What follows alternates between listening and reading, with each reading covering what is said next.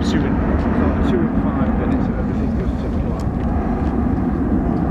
The way things are going for me at the moment, I came on Saturday and it was quite nice though. When I got on the motorway, I was about 500 yards on the motorway. And then of course I couldn't get off till here, so I thought, well I'm here, I'll see if it clears. So I came for 3 things.